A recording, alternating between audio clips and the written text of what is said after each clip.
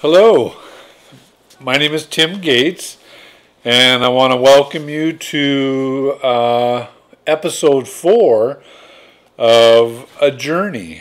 We've been reading from the book A Journey, which if you've seen any of the other videos, you know I had the great pleasure of writing over the last several years, and actually it just came out last year, the end of last year. And we're now on chapter 5. I think I mentioned on our first little get-together that I had Morgan Freeman wasn't available to do the reading. And actually I didn't ask Morgan if he could do this, but if you happen to be friends with Morgan Freeman, don't hesitate to let him know about this opportunity. Because it would really be cool if he wanted to do the reading. But in the meantime, it's kind of fun for me to do it. So we're on chapter 5, Wanderlust is the title. So boys and girls, it's story time. Upon return home from People to People, I knew that my first order of business would be to earn enough money to leave on another journey. Many of my friends had decided on college or university, and some of them even knew, or thought they knew, what course of study they wanted to pursue. I knew that I wanted to travel. As mentioned earlier, my brother Pat had done some traveling, which in addition to People also included returning to Europe in 1974 to hitchhike and camp around Great Britain. He even camped at Stonehenge for 2 or 3 days, along with about 10 people that were living in a little makeshift commune. Stonehenge is an ancient and very mysterious group of rock structures that are located on Salisbury Plain in England. There are lots of theories about the origin of Stonehenge. I think what is known for sure is that it's thousands of years old and that there doesn't seem to be a definitive answer as to who built it and why. Pat also pitched his tent inside of St. Michael's Tower, which sits atop the Tor in Glastonbury. St. Michael's Church, built in the 14th century, once sat on top of the Tor, but now only the tower remains. Legend of the Tor includes it being a place where the fairy folk live. Pat and I were no stranger to fairy folk. Growing up, we had Jilly and Jolly, 2 Irish fairies, living in our kitchen cupboard. They were responsible for any of those annoying little mishaps or lost items from the cupboard that couldn't be explained. They lived in my mother's house growing up and in her mother's house in Ireland before her. My kids have grown up with Jilly and Jolly living in our house. I'm pretty sure they'll live in the kids' houses. What I'm not sure about is how they managed to live in multiple houses at the same time. That's okay, though. There's just some mysteries in life that we will never know. Before making his hike up the hill to set up camp for the night, Pat first stopped at a pub in the village below. There was a sign posted outside the door which read, "No hippies." He didn't go in. While staying in a cheap hotel in London, Pat traded a book he was carrying for a paperback on the hotel book table. His new read was about sailing. Some days later, he traveled to the Isle of Wight, and after reading this little book and becoming an expert sailor, he managed to talk himself into a crew position on a sailboat that was heading for Barbados. If I remember correctly, the sailboat was originally built in the 1900s and actually had a grand piano on board. He was hired on and had a spectacular time, and I'm sure really did learn an enormous amount about sailing. Unfortunately, when they reached Barbados, he or the captain or both failed to jump through the proper hoops where paperwork was concerned. And Pat found himself fearing that he was going to end up in jail. I don't know all the details, but I do remember my mom and dad being terribly worried and making phone calls to people or agencies or whoever that could help. Pat ended up flying home out of Martinique and was able to avoid jail time. So with travel tales like this, how could I not want to strap on a backpack and hit the road? I was able to obtain employment at the grocery store where I used to work as a box boy with a short hair wig. This time as a night stalker. Not stalker, the S-T-A-L-K-E-R kind. And no wig was required. I was in Fat City with a $7 plus hourly wage. It was a night job, so this allowed the opportunity to enjoy the day, sometimes with not a lot of sleep, and then work at night. These days I so appreciate a good night's sleep. I was able to find an inexpensive little one-bedroom house that was actually attached to the office of a driving range. My backyard was the driving range, and the front yard was asphalt. Yard maintenance was great. I think the rent for this little piece of heaven was about $95 a month. Mom and Dad graciously spent several hours helping me to clean it up before moving in. I'm sure I would still recognize the smell of the musty, moldy carpet and the old oil heater. I would sometimes open the door of the oil heater and look at the little flame it produced, pretending I had a wood-burning stove. Occasionally, friends and I would go out back and hit a bucket of balls. The goal was to direct your drive so that you hit the little cage Volkswagen that was out on the range picking up golf balls. Good times. And with a $7 plus per hour from the Night Stalker job, I could purchase the rare album, buy the occasional bit of smoke, eat on a budget, and still stash away a little savings for the future trip. Probably my biggest expense was trying to keep gas in a 1957 Chrysler New Yorker. It was beautiful, but such a gas hog. By the time the summer of '76 rolled around, I'd sold the New Yorker and was ready to hit the road. Rod was a longtime friend from elementary and high school. He too was a cool car enthusiast and used to drive a beautiful 1941 Ford to school. He still owns that car today. Rod and I would sometimes venture to the Pearl Street Antique and Sandwich Shop, which was located just outside of Point Defiance Park. A wonderful place for incredible, rich and cheesy, creamy cheesecake. On more than one occasion, and after spending a little time with his maraschino pipe, Rod and I may have even eaten a whole cheesecake. We may have, in fact, used that same method to down one of their delicious carrot cakes. Oh, to be young and slim with a rapid metabolism. Those days are gone. I remember the day I stopped by the sandwich shop just to show my airplane tickets to Tammy and Shirley, the two lovely earthy sisters that owned the establishment.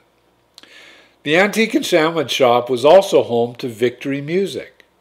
Victory Music was an organization that brought together local musicians, great musicians, who played their music in a variety of venues around the region. One of these venues was open mic night at the Sandwich Shop. I enjoyed many a Tuesday evening listening to great music along with a good cup of coffee and maybe a toke. Before moving their Tuesday nights to Pearl Street, Victory Music used to be located in underground Court C in Tacoma. I can still recall the lovely hippie waitresses with hairy armpits at the coffee shop where the musicians played. I also remember an open mic night when a gentleman was playing Bob Dylan. He really did sound just like Bob Dylan. I decided that night that nobody except Bob Dylan can pull off sounding like Bob Dylan. Rod decided that he too was ready for an adventure and that he would like to join me on the trip to Europe. We purchased open tickets to fly into London with a return good for a year. Upon arrival to Heathrow Airport, we were pretty much ready and willing to go wherever the wind blew. Journal entry. Thank you, Lord. It is now about 7 in the morning of May 31st. We are in Earl's Court, London, at a hostel. We arrived yesterday morning at around 9:30. A van with 3 American girls and an English guy gave us a ride into the outskirts of London. We later received a ride from a man in a tiny little Fiat. He was from Egypt and worked at the Egyptian embassy. This would be our first lesson about trying to hitchhike with two people both carrying large backpacks in a country with several compact cars on the road. Later yesterday, we met a guy in Hyde Park named Rayad. He was from Saudi Arabia. We got high with him in the park. Our flight to England included a stop in Chicago. It was a windy city that day. While waiting at the airport, we met a young guy named Ralph. Ralph was en route to his mom and dad's home, located about 35 miles outside of London. His dad held some kind of government position, I believe, with the American Embassy. Mom and Dad lived in a beautiful big home with tennis court and pool. They were having a giant party on May 30th, and Ralph was kind enough to invite us. I think the celebration was for Memorial Day, in addition to being our nation's bicentennial, with July 4th only a month away. If I remember correctly, they were going to be celebrating both. It probably would have been considered bad form for a U.S. government official to have a huge party in Great Britain on the 4th of July to celebrate our nation's independence.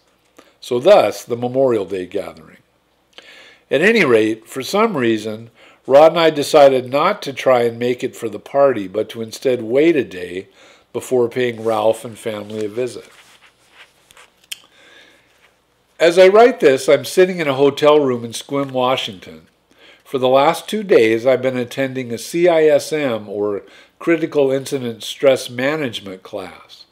The training provides instruction and certification in assisting persons, primarily medical and law enforcement persons, who may be struggling after experiencing a traumatic event while on the job.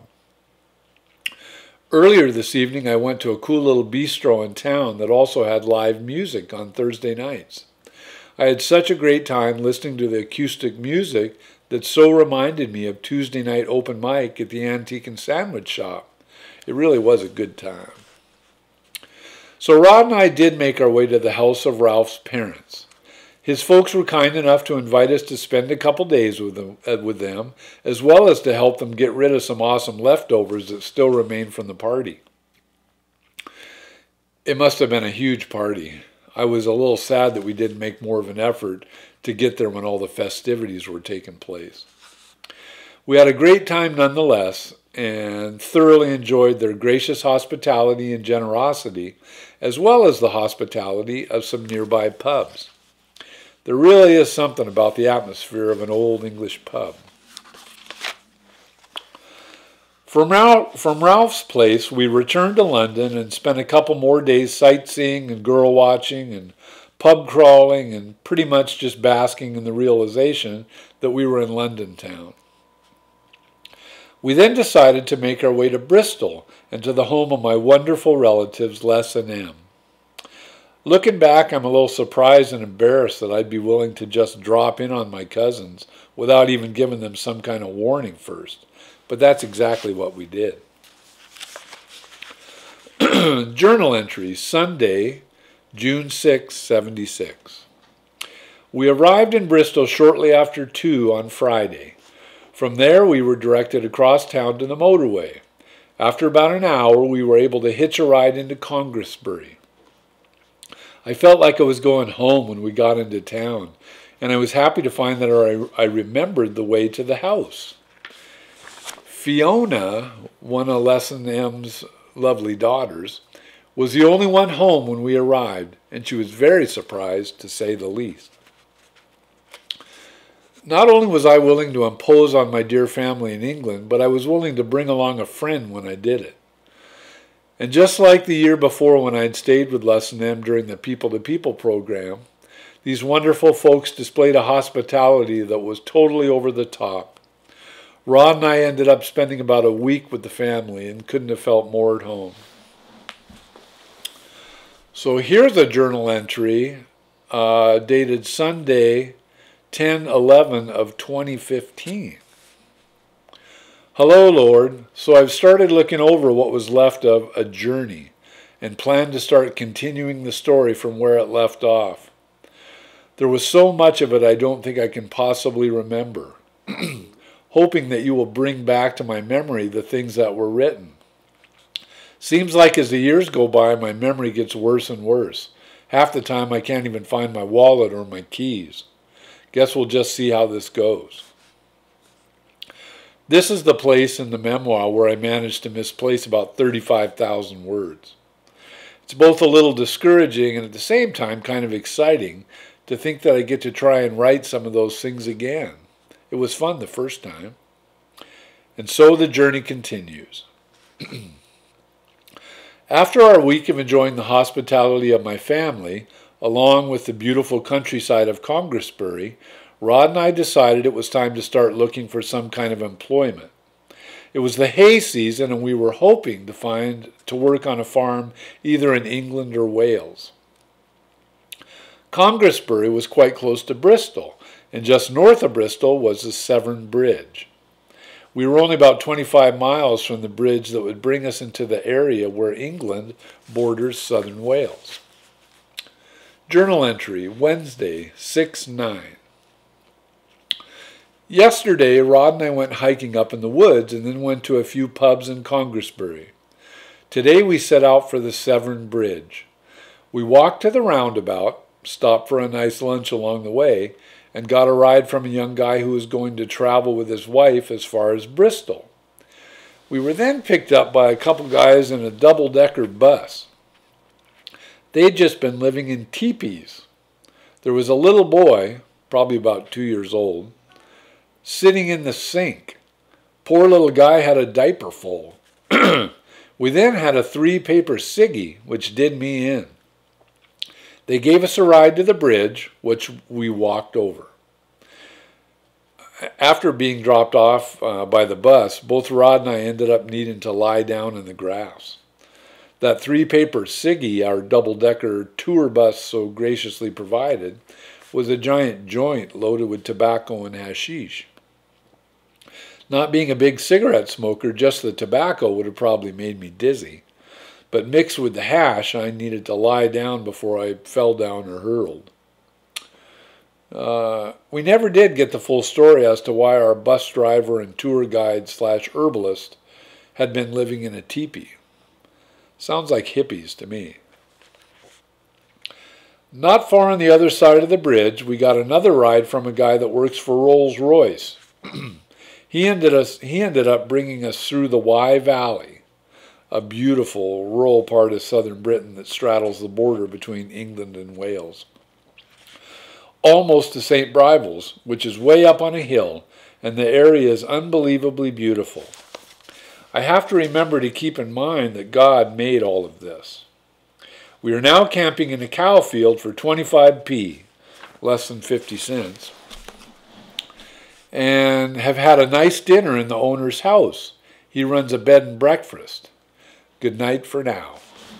If I may, I'm going to have a little sip of tea.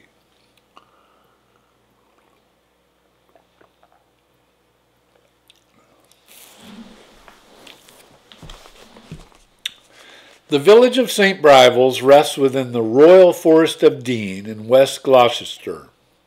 Probably the most famous feature of the village, at least to the typical visitor, is St. Brivel's Castle. Built between the late 11th and early 12th centuries, this moated fortress is apparently regarded by some as the most haunted castle in all of England. In addition to being haunted, this old English castle has also been home to a popular youth hostel since around 1950. Next to the castle sits another famous historical site, St. Mary's Parish Church, built in the 12th century. As mentioned in the journal entry, Rod and I were able to find a place to camp in a kindly farmer's field. Not only were we pitching our tents in an incredibly beautiful setting that was within a stone's throw of two famous English historical landmarks, we were, more importantly to the two of us, also just a short walk from the George. The George was, and I'm pretty sure still is, a wonderful old pub right next to St. Brivel's Castle. It also happened to be the only pub in the village. As such, it became our go-to place while residing in the Forest of Dean. Journal entry, Wednesday, 6/16. Friday, we walked around the area looking for work on one of the local farms. We went to the Willsbury farm, and that's who we are working for now. Saturday, we went to the town carnival and had a good time. Rod and I were fortunate enough to be in St. Brivel's at the same time as their annual summer carnival, also known as the Fete. One of the carnival's highlights was the welly-wanging competition. Welly-wanging is the art of heaving a Wellington boot as far as you can. It really does require a little technique. I'm afraid I didn't represent the good old US of A very well when attempting to compete by giving a welly a wang. Sunday we stayed around the area, and that night we went to the George and met two young guys who were singing and playing guitar. Their names were James and Barry, and they were really great. They dropped by our tents after the pub closed and got high for their first time. I felt a little guilty contributing, but they seemed to enjoy themselves. James and Barry truly were excellent musicians. They played all sorts of late 60s, early 70s favorites, and in addition to the classic pub tunes, Wild Rover, etc., but were especially gifted at classic Simon and Garfunkel. They became good friends to Rod and I and were kind enough to show us all around the St. Brivel's area. All around the St. Brivel's area, and even invited us to join them on a couple of their music gigs. I did feel genuinely guilty being a part of James and Barry's first encounter with marijuana.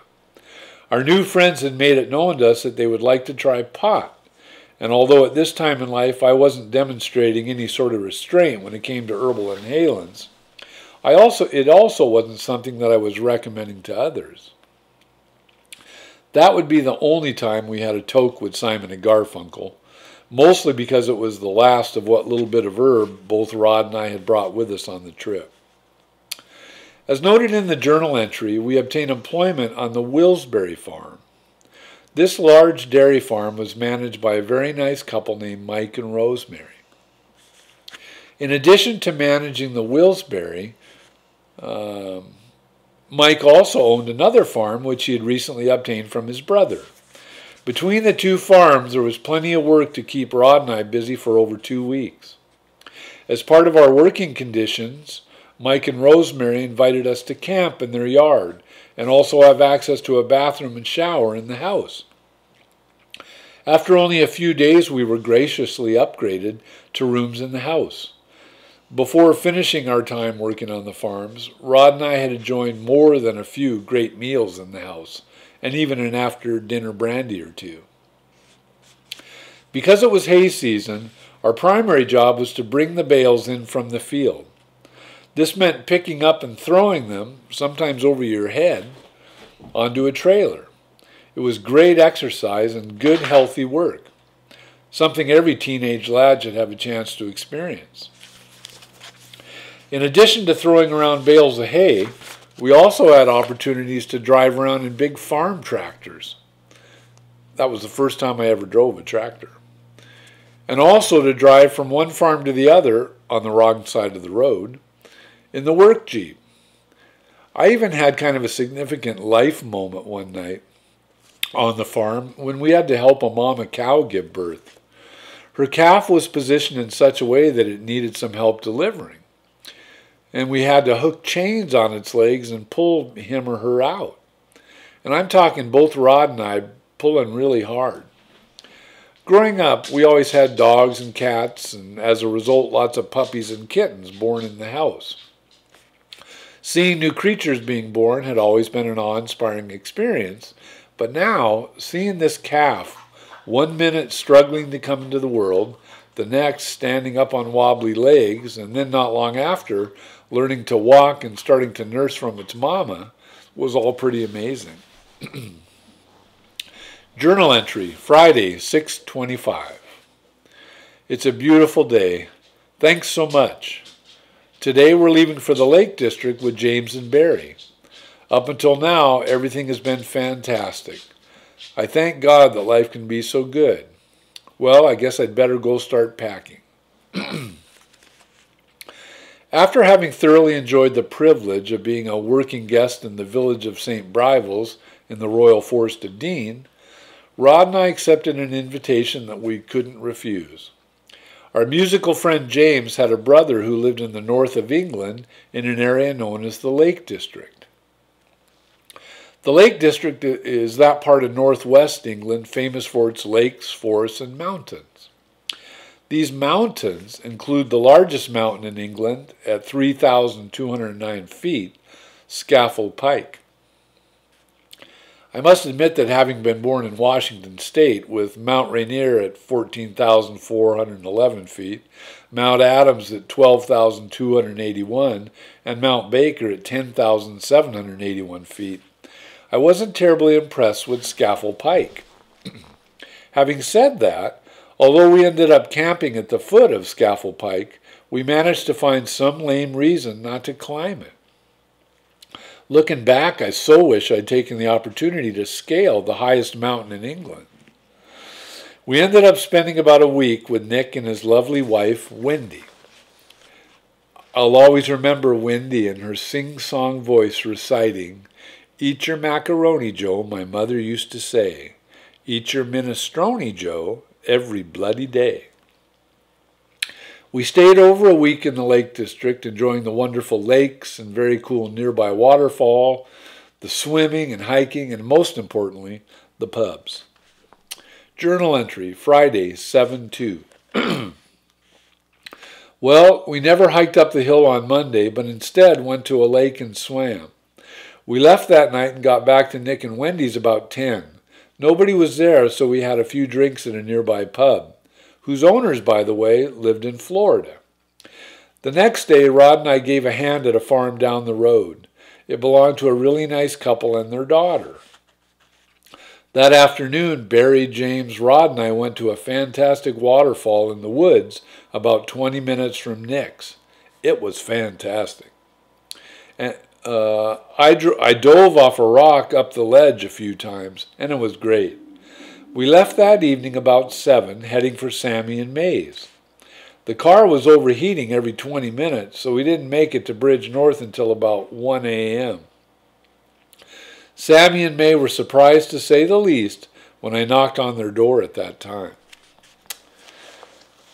Without question, I have been blessed with the most wonderful and tolerant relatives that any person could ever ask for. Near the town of Bridge North, in the county of Shropshire, lived Sammy and May. May was sister to dear cousin M. The summer before, during the people-to-people trip, Les and M had brought me up to meet and visit with Sammy and May. They made me feel so incredibly welcome and part of the family during the visit that I felt comfortable enough to knock on their door at 1 in the morning a year later, along with 3 other people they'd never met. What an incredibly rude young man. Sammy and May greeted us with open arms. James and Barry were traveling back to St. Brivel's, so the next morning they headed out, but not until after enjoying the lovely breakfast that May prepared. And if I'm not mistaken, Sammy was even able to help the guys with the car's overheating problem before they left.